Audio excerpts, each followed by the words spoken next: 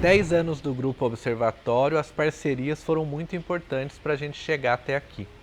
Uma delas foi com o UOL, que a gente conversou no vídeo anterior, com o Regis, o diretor de parcerias, e nós falamos como que foi, né, todo esse processo de conseguir essa parceria, de construir essa parceria, que foi positiva para ambas as partes e nos ajudou a chegar onde nós chegamos hoje. Mas, na parceria com o UOL, a gente já tinha, como eu contei para vocês, outros sites além do Observatório da TV e do Observatório do Cinema. Em 2015, quando nós estávamos ali na parceria do R7, como eu comentei no nosso primeiro vídeo, eu lancei o Observatório dos Famosos. E naquela ocasião, eu não tinha um sócio no Observatório dos Famosos. Eu arrisquei, né? O Observatório da TV já estava mais encaminhado, eu já tinha uma equipe que pudesse me ajudar ali nos conteúdos sobre televisão. Então eu decidi arriscar no Observatório dos Famosos, conciliando os dois sites, já que o Observatório do Cinema, o Diego estava cuidando.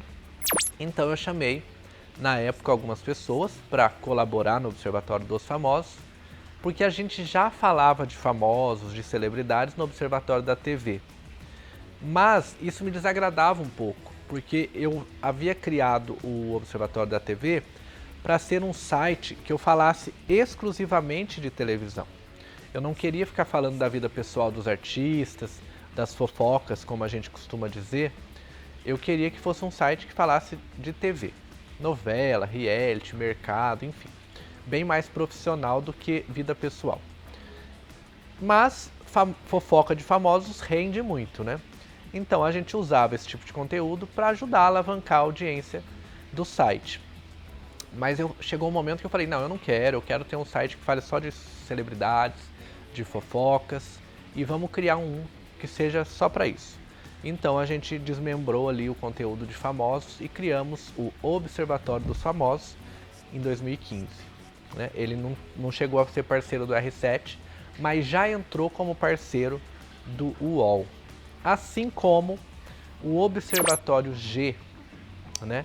Que a gente fundou também um pouquinho depois do Famosos, que é focado no conteúdo sobre e para o público LGBTQIAPN+, que naquela época não era todas essas siglas, né?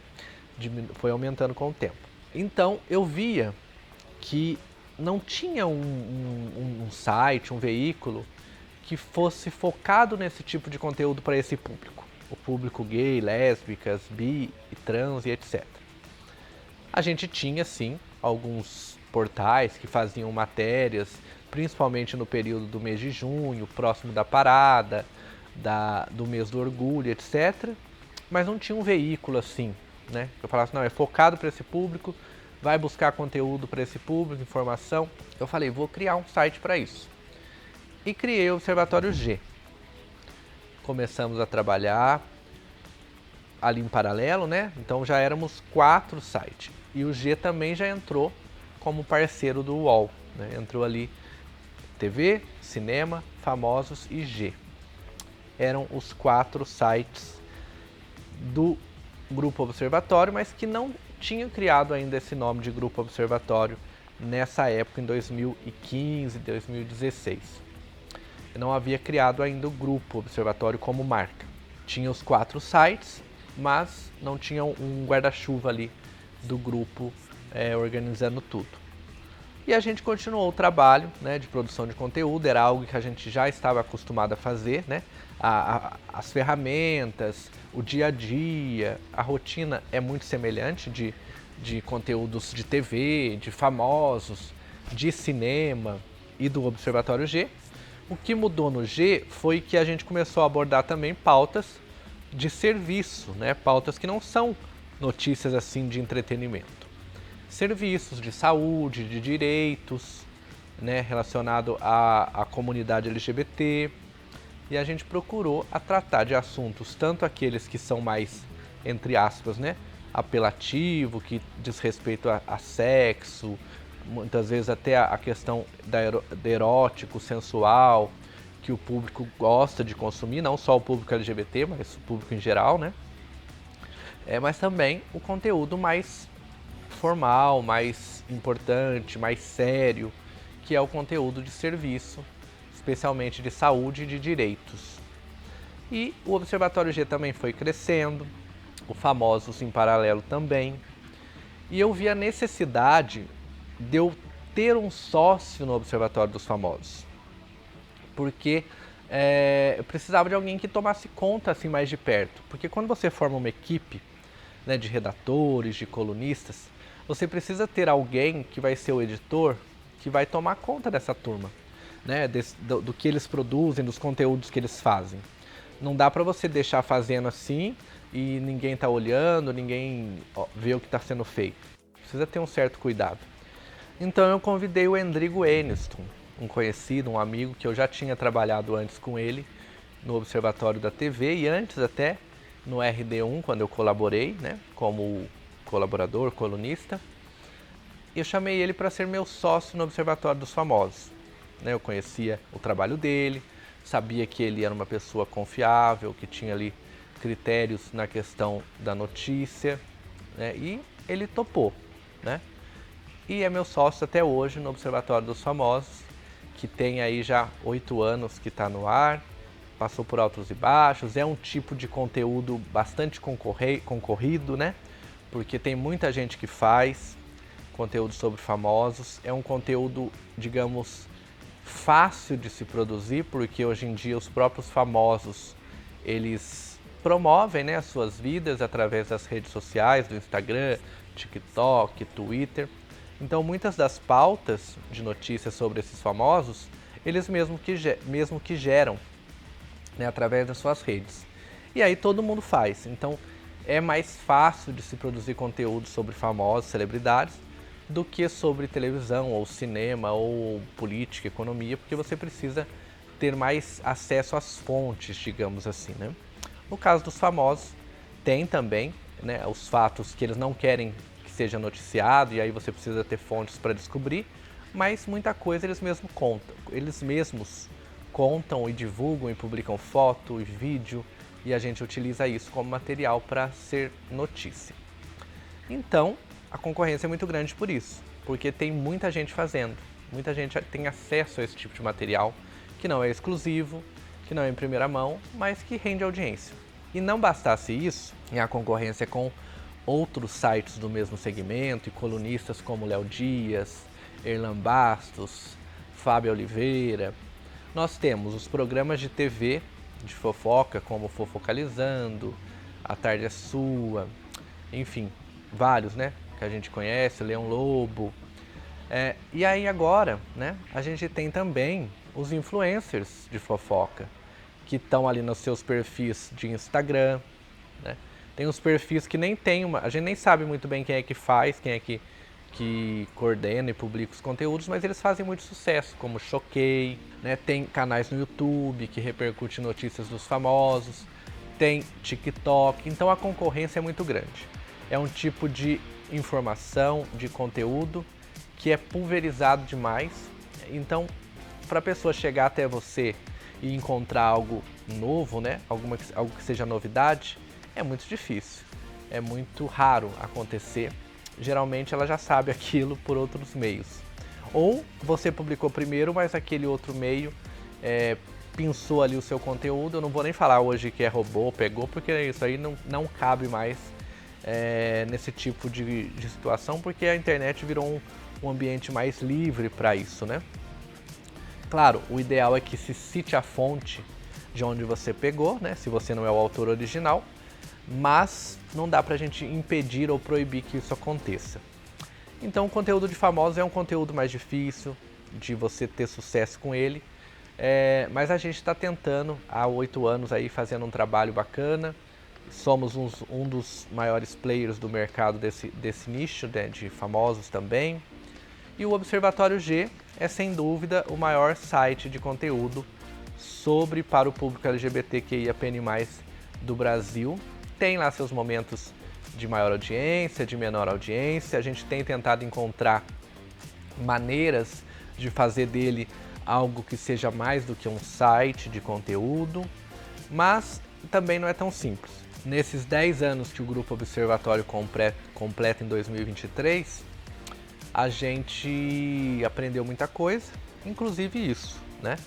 Que cada nicho de conteúdo, seja o TV, seja o cinema, seja o famosos, seja o conteúdo LGBT, ele tem suas peculiaridades. Então fazer internet, fazer conteúdo para a internet, conteúdo online, achando que é tudo a mesma coisa, se você criou um site, deu certo, você tem certeza que o outro será também? Não é bem assim. Tá? Você pode seguir exatamente os mesmos passos, tudo igualzinho e não necessariamente você terá o mesmo sucesso. Então depende muito de vários fatores e a gente aprendeu isso. E uma coisa, né, que a gente aprendeu também nesse período, em que a gente já tinha 4 sites, a gente já tinha parceria com o UOL, né? Desde 2016 que a gente fechou parceria com o UOL, a gente percebeu que a gente precisava ir além, né, da questão de conteúdo para a internet. A gente precisava fazer desses sites marcas, né, nomes em que não só as pessoas acessassem, consumissem o conteúdo, mas que elas soubessem que elas estavam assistindo, lendo, ouvindo conteúdo do Observatório, seja do TV, do cinema. Então a gente iniciou também um trabalho de fortalecimento e reconhecimento de marca, que é extremamente difícil, né? Ainda mais nos tempos que vivemos de internet, onde as pessoas elas não estão muito ligadas na questão da marca ou de onde ela viu. Ela sabe que ela viu aquela notícia em algum lugar, né? Ela até compartilha, ela conta para outras pessoas sobre aquela notícia, né? Inclusive quando é fake news isso é um perigo, porque você propaga uma fake news sem saber de onde você pegou, né? Ou lembrar de onde. E elas não guardam muito, elas não marcam muito qual é a fonte. Ah, eu vi na internet, elas falam. Eu sei que eu vi na internet, mas não sabe se perguntar, mas qual site? Ah, isso eu não lembro. Geralmente é assim que eles respondem.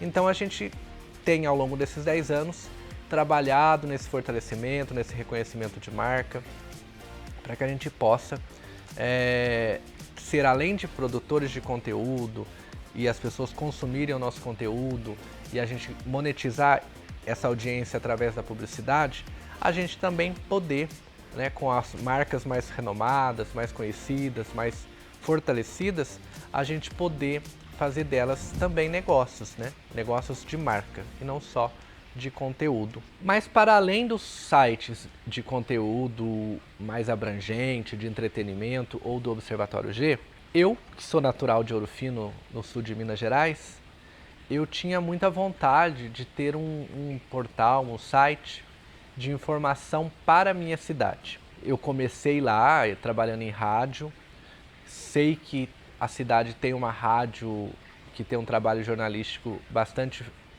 competente. Tem jornal impresso de muitos anos de tradição, que é um dos mais antigos do Brasil, que é a Gazeta de Ouro Fino. Mas naquela época, em 2016, a gente ainda não tinha um site de conteúdo sobre a cidade. E as pessoas já começavam a consumir conteúdo pela internet também no interior do Brasil. Então eu vi a oportunidade de criar o Observatório de Ouro Fino, o 5º site do que viria a ser o Grupo Observatório. Eu não morava mais em Ouro Fino, então eu precisava de alguém que pudesse me ajudar, né, a produzir esses conteúdos. Então eu chamei, comecei a recrutar, procurar pessoas, e era difícil na época porque não tinha ninguém que soubesse. Ah, e você já trabalhou com internet, já sabe escrever com internet? Imagina, se na cidade grande era algo novo, imagine no interior. As pessoas estavam engatinhando na internet, mal tinha internet rápida, né? Era internet muitas vezes via rádio, com a velocidade ainda baixa. Hoje já está melhor, ainda não é aquelas coisas, mas já está melhor. Então eu comecei a procurar e eu encontrei, na época, um menino, o Guilherme, que ele era bem novo e ele estava procurando um trabalho, mas ele nunca tinha feito nada assim de conteúdo para a internet. E eu me propus a ensinar ele a fazer. Mostrei para ele como é que fazia, como é que apurava, como é que checava, como é que ia atrás das informações da cidade, como é que escrevia, publicava no WordPress, né, na plataforma do site ali. E ele começou a trabalhar, começou a fazer os conteúdos e a gente foi crescendo.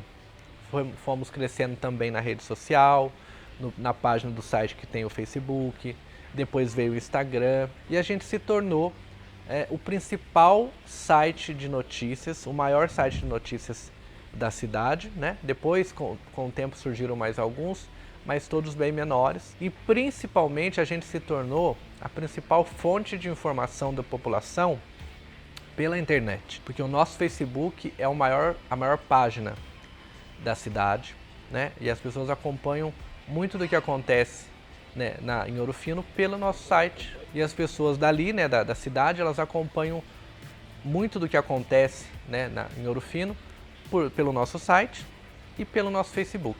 Então a gente chegou num patamar realmente de ser um veículo grande na cidade, reconhecido seja pelos políticos, pelos empresários, pela população em geral. E isso foi bastante gratificante. Com 5 sites, né, o Observatório da TV, que já estava ali fazendo os seus 3, 4 anos, o Cinema, o Famosos, o G e o Ouro Fino, eu falei, nossa, eu já tenho 5 sites. É um grupo, né? Eu me inspirava, hoje nem tanto, mas eu me inspirava muito no modelo empresarial do Silvio Santos, né? Que criou o Grupo Silvio Santos, que são várias empresas que compõem o Grupo Silvio Santos. Mas no caso dele, tem o SBT, tem alguma outra coisa, mas tinha de outros nichos também. E eu já tinha 5 sites. Eu falei, eu acho que eu posso criar um grupo, né? Uma empresa que seja um grupo de mídia, um grupo de comunicação e que a gente pode mais para frente expandir isso para outras áreas. Foi então que eu decidi criar o nome, a marca Grupo Observatório. Porque até então, ali em 2017, eram 5 sites, cada um com seu nome, todos utilizavam o CNPJ, que hoje é o do Grupo Observatório, mas não tinha esse olhar, essa composição de ser um grupo, né? Era meio cada um por si. Cada um tinha a sua equipe, tinha o seu editor, tinha o seu sócio e as coisas aconteciam. Em 2017, quando eu criei o grupo, né? E eu passei a fazer disso algo formal e que eu queria que fosse realmente uma empresa, um grupo empresarial, a gente começou a unificar a parte de infraestrutura, de contabilidade, financeiro, de jurídico, né? A gente começou a profissionalizar mais o negócio como empresa, que até então era tudo home office, né? A gente não tinha um lugar para ter o escritório, né? O endereço do CNPJ era o meu endereço de casa, era um MEI ainda, né? Não era uma empresa, digamos assim. Então, em 2017 eu criei o Grupo Observatório como marca, registrei no INPI as marcas dos sites que já existiam, registrei a marca do Grupo Observatório, o CNPJ passou a ter o nome fantasia de Grupo Observatório, a razão social continuou sendo o meu nome, mas passou a ser uma empresa do Simples, né, um Eireli, do Simples Nacional. Isso tudo que eu estou falando são questões formais e burocráticas, mas que deu um ar mais de profissionalismo para a empresa, né? A gente passou a adotar e-mails corporativos, tudo aquilo que uma empresa realmente precisa ter para se mostrar profissional para outras empresas, para o mercado e para o público. A gente deixou de ser sites de conteúdo para a internet para ser uma empresa de conteúdo para a internet. E começamos a buscar essa profissionalização cada vez mais. Nessa época, com essa profissionalização e com o tempo que a gente já vinha, né, no mercado de conteúdo para a internet, a gente começou a ser mais respeitado no mercado, a ser mais conhecido, né, a ser convidado para eventos, para coletivas de imprensa, lançamentos, que envolviam ali, obviamente, o setor que a gente cobre de informação de conteúdo. Então a gente começou a perceber que a gente já tinha uma certa importância, já tinha uma certa relevância naquele mercado. Isso em 2017, quando a gente estava já com 4 anos, mais ou menos, né, de existência, e já estávamos há um ano e pouquinho de parceria com o UOL, né? E a gente queria mais. A gente queria crescer mais, a gente queria se desenvolver, queria explorar outras áreas de conteúdo, como conteúdo de áudio, de vídeo, mas faltava ainda algumas coisas para a gente chegar lá, né? A gente já estava com um know-how, uma expertise bastante grande na produção de conteúdo em texto, né, para site de internet e tal, mas a gente ainda não tinha essa expertise e esse domínio sobre outras mídias como hoje a gente tem, né, em vídeo, em áudio. Foi então que a gente começou a pensar, a idealizar o que a gente poderia fazer, o que a gente poderia começar a ampliar o nosso leque ali, para a gente não ser só apenas conteúdo em texto, mas também em outras mídias. E é esse assunto que nós vamos falar no próximo vídeo, com um convidado especial que participou de tudo isso aqui na nossa história, que foi a nossa ampliação para conteúdo em vídeo, em áudio, a construção e a inauguração da nossa sede, que a gente até então não tinha sede, a gente trabalhava todo mundo de home office, né? O crescimento que veio também em relação à receita, faturamento e tudo mais que a gente vai conversar no próximo vídeo aqui do especial de 10 anos do Grupo Observatório.